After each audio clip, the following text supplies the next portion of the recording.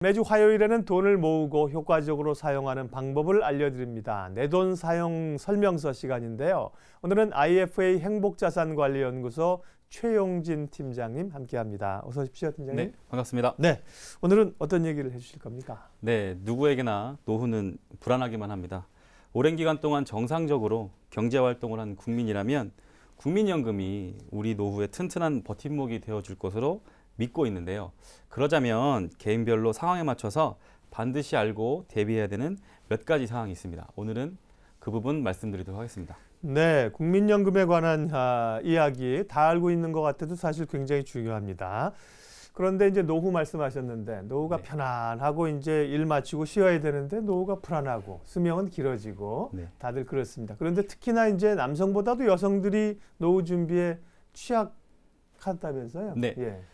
널리 알려진 사실입니다. 평균 수명이 여성분들이 훨씬 더 길다는 것은 너나 할 것 없이 다 알고 있는 사실인데, 가까운 통계 자료를 보면 여성의 경우는 85세, 남성의 경우는 78세가 평균 수명입니다. 은퇴 생활을 하는 경우라면 남편과 사별하고 약 7년 정도를 혼자 보내야 한다는 의미를 말합니다. 최근 국민연금관리공단에 대한 감사에서 지적된 내용이 있는데요. 유족연금과 본인의 노령연금을 같이 받지 못하게 한 점, 그리고 혼인기간이 5년이 안 되는 경우에 분할연금을 신청할 수 없도록 한 점 등이 문제점으로 지적되기도 했습니다. 실제로 국민연금과 같은 노후 준비는 경제활동을 주도적으로 하고 있는 남성을 위주로 준비하는 경우가 대부분입니다. 따라서 오늘은 노후를 준비하면서 이 부분에 대해서 어떤 점들을 고려할지 알아보도록 하겠습니다. 예, 국민연금 드시는 분들이 저를 포함해서 대부분 이제 은퇴하고 일정 기간 나이가 되면 그때부터 이제 노후로 받는 거다. 국민연금 이렇게 네. 생각하고 있잖아요. 네. 근데 그게 그렇게 단순하지가 않죠. 국민연금 수령하는 게 여러 네. 종류 형태가 있다면서요. 네, 맞습니다. 준비된 표를 보면서 설명을 드리도록 하겠습니다. 국민연금에서 말하는 매월 지급하는, 즉 연금 급여의 형태로는 크게 세 가지로 분류할 수 있습니다. 첫 번째로 매월 지급되는 연금 급여는 첫 번째로 노령연금이 있습니다. 우리가 일반적으로 알고 있는 국민연금이라 표현하는 것이 이 노령연금인데요. 그게 노령연금이군요. 네, 예. 노후소득 보장을 위한 급여를 말하고 네. 국민연금의 기초가 됩니다. 그리고 장애로 인한 소득 감소에 대비한 급여가 있는데요. 이를 장애연금이라 부르고요. 가입자의 사망으로 인한 유족의 생계 보호를 위한 급여가 있는데 이를 유족연금이라고 합니다. 오늘은 국민연금의 수령 형태별로 유의할 그런 점들에 대해서 중점적으로 말씀드리고자 합니다. 따라서 앞서 말씀드린 노령연금, 장애연금, 유족연금, 이것들을 수령 요건에 따라서 반드시 용어를 정리하셔야 됩니다.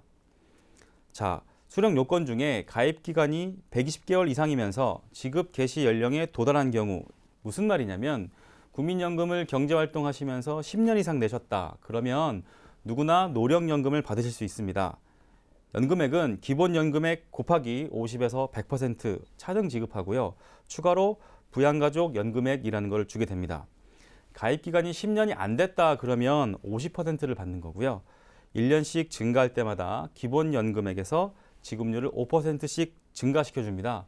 따라서 국민연금을 20년 240회 이상 내신 분들이라면 기본연금액을 100% 다 수령하실 수 있다고 보시면 됩니다. 이것이 네. 우리가 알고 있는 일반적인 국민연금을 말합니다. 네, 노령연금이고요. 네. 그리고요. 그리고 120개월 이상 보험료를 납부하셨는데 소득이 있는 업무에 종사하지 아니하는 자가, 이 말인즉슨 현재 소득이 없는 분이죠. 네. 그래서 지급 개시 연령을 5년 전부터 가령 63세 국민연금을 개시한다. 그런 이런 분들은 만 58세부터 지급 개시 연령을 땡길 수 있습니다. 이런 경우에는 조기 노령연금이라 불러요. 앞서 우리 노령연금 50에서 100% 받는 기준 보셨는데 네. 거기에서 70에서 99.5% 미리 당겨받는 그 페널티를 적용받게 되죠. 그러니까 덜 받게 된다는 거잖아요. 네, 그렇죠? 맞습니다. 예. 조기 노령연금은 소득이 없어서 국민연금을 조금 일찍 받고 싶다 할 때 신청하시는 게 조기 노령연금입니다. 예. 그리고요, 소득 활동에 따른 노령연금이라는 게 있습니다. 이 말인즉슨 노령연금 수급권자가 지급 개시 연령으로부터 5년 기간 동안, 즉 63세부터 국민연금을 받으셨는데 68세까지 5년 동안 돈을 버시는 거예요. 소득이 있는 업무에 종사하는 경우에는 기본 연금액에서 당신은 소득이 있으니까 나머지 연금액을 국민연금을 좀 적게 받아라. 그래서 차등 지급하고 있는데 연령별로 한 살씩 증가할 때마다 10%씩 증가시켜서 최대 기본 노령연금의 90%를 받으신다 보시면 되겠습니다.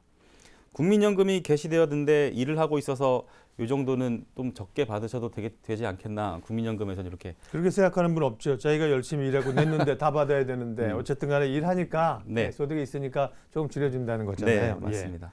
그리고요. 이 외에도 분할연금이라는 게 있습니다. 이게 애매한 부분인데 가입 기간 중에 혼인 기간이 5년 이상인 노령연금 수급권자의 이혼한 배우자. 말이 어렵습니다. 이 말은요. 수급권자와 결혼 상태를 혼인 기간을 5년 이상 유지하신 배우자는 이 노령연금을 같이 받을 수 있어요. 다만 배우자 이분의 노령연금액 중에 혼인 기간에 해당하는 금액의 절반만 받으실 수 있겠습니다. 예. 이것이 이제 국민연금 감사 때 이제 지적당한 그런 내용이죠. 분할연금은 이혼한 배우자에게 결혼 기간의 절반 정도를 노령연금을 받게 되신다. 이렇게 보시면 되고요. 그리고 유족연금이라는 게 있습니다. 네. 노령연금 수급권자가 사망한 경우인데 가입 기간에 따른 기본 연금액의 40에서 50%를 받으시게 되고 부양가족 연금 연액도 같이 받으십니다. 유족연금은 사망한 가장의 국민연금을 유족 몫으로 지급할 때 쓰는 용어입니다. 네, 국민연금이 우리가 알고 있는 기본적인 노령연금 말고도 다양합니다. 조금 설명이 어려울 수 있지만 반드시 알아두셔야 되는 거고요. 그러니까 노령연금이 여러 가지가 있습니다. 그렇죠? 네. 조기 노령연금도 있고 소득 활동에 따른 노령연금도 있고요. 유족연금도 있고. 그러니까 이제 이 수급 그 개시 연령이 원래 60세였는데 계속 뒤로 이제 미뤄지는 거잖아요. 네, 지금 맞습니다. 63세입니까? 네. 아닙니다. 네. 1952년 이전에 네. 출생하신 분들의 경우는 60세 때 국민연금이 네, 개시가 됩니다. 정상적으로. 하지만 그 뒤로부터 1953년부터 56년 출생하신 분들은 61세부터 개시되고 네. 이게 4년 터울이라고 보시면 돼요. 네. 57년에서 60년 태생이신 경우는 62세부터 국민연금 받게 그래서 되십니다. 이제 65세까지 가는 거 아닙니까, 그게? 맞습니다. 그렇죠. 1969년 이후에 출생하신 분들은 65세부터 연금을 받게 되시고 그 이후 출생한 분들은 모두 다 65세부터 국민연금 개시됩니다. 그렇습니다. 이 지급 개시 연령이 점차 늦춰지고 있고요. 아까 말씀하신 것 가운데 노령연금, 기본적으로 노령연금은 말이죠. 자기가 낸 연금액의 50%, 100%를 받고 네. 거기다가 플러스 부양가족 연금액이라고 이런 게 플러스로 돼 있었어요. 부양가족 연금액이라고 하는 건 뭔가요? 네. 국민연금을 받으시는 분을 수급권자라고 합니다. 예. 이 수급권자를 기준으로 하는 배우자, 자녀 또는 부모, 즉 가족이죠. 이 수급권자가 가장이신데 수급권자를 기준으로 해서 생계를 유지하시고 계시는 그런 분들에 대해서는 일종의 가족수당 성격으로 부가적으로 급여를 지급하고 있습니다. 네. 얼마나 주나요? 그러면 그거는? 네. 표를 보시면 네. 정확하게 이해하실 수가 있는데 배우자분의 경우는 부양가족 연금이 아무런 연령이나 장애 조건이 없습니다. 연 24만 7,870원씩 지급되고 있는데요. 큰 돈은 아닙니다만 연이군요, 월이 네, 아니고. 월이 아니고 연입니다. 네. 자, 지급 대상 부양가족 연금 대상자 중에 자녀는요. 19세 미만이거나 네. 또는 장애 등급 2급 이상에 해당하는 자녀입니다. 연간 1인당 16만 5천 원 꼴로 받으시고요. 부모님의 경우는 60세 이상, 당연히 60세 이상이시겠죠. 수급권자도 60세가 넘으셨을 테니까. 장애 등급 2급 이상에 해당하는 부모인데 계부모나 배우자의 부모도 포함됩니다. 연간 1인당 16만 5,210원인데요. 이 부양가족 연금 대상자의 범위 및 부양가족 연금액은 2015년 4월, 작년 4월부터요. 올해 2016년 3월까지 적용된 금액이 이 정도고요. 그 전년도 2014년 4월부터 2015년 3월까지 적용된 부양가족 연금액은 지금보다 1인당 약 5천 원에서 만원꼴 더 적었습니다. 이 말인즉슨 매년 조금씩 올려서 지급해주고 있습니다. 네, 그렇군요. 또 이제 부양가족 연금액이 추가로 있다는 것도 기억하시고요. 네, 자세한 금액 이런 것보다 기본적인 개념을 이해하시는 게 중요합니다. 자, 노령연금 중심으로 받고 그다음에 이제 노령연금, 장애를 당했을 때 장애연금, 네. 그다음에 이제 유족연금 있잖아요. 맞습니다. 유족연금은 이제 수급자가 돌아가신 경우에 배우자나 가족들이 받는 네, 거죠. 네. 그게 구체적으로 요건이 어떤지 좀 봐주세요. 유족연금은 수급권자가 사망하시면 네. 그분에 의해서 생계를 유지하던 유족에게 지급되는 연금을 말합니다. 가입 기간에 따라서 기본연금액의 40에서 60%를 기본연금을 드리고요. 네. 그리고 부양가족 연금액의 합한 금액을 지급하는데요. 유족연금은 목적이 남아있는 가족들을 위한 안정된 삶을 살아갈 수 있도록 하기 위한 연금을 뜻합니다. 우선순위가 있습니다. 아무에게나 지급되는 것은 아니고요. 배우자, 자녀, 부모, 손자녀, 조부모의 순위 중 최우선 순위자에게 유족연금이 지급됩니다. 좀 쉽게 표현하자면 노령연금 수급권자가 10년 미만 가입하시고 사망하셨다. 그러면 유족연금으로 기본연금액의 40% 그리고 부양가족 연금액을 지급받으시고요. 10년 이상 20년 미만 정도 수급권자가 국민연금을 내셨다. 그러면 이분이 사망하신 경우에는 기본연금액의 50% 그리고 부양가족 연금액을 받고요. 20년 이상 유지하셨다. 그런 경우에는 기본연금액의 60%와 부양가족 연금액을 받습니다. 쉽게 말해서 20년간 국민연금을 납입하셔서 수급권자께서 100만 원 정도 국민연금을 받으셨습니다. 이분이 남편이신데 이 남편이 돌아가셨어요. 사별한 배우자에게 100만 원의 60%인 60만 원과 그 배우자분의 상황에 맞추어서 해당하는 부양가족 연금액을 추가로 수령하시게 된다는 말입니다. 네, 수급권자가 예를 들어서 남편이 돌아가시면 이제 부인이 연금을 받는데 받던 금액 다는 아니고, 네, 그죠? 맞습니다. 약간 60% 정도, 뭐 다릅니다만 네. 5, 60%를 받을 수 있다는 거고요.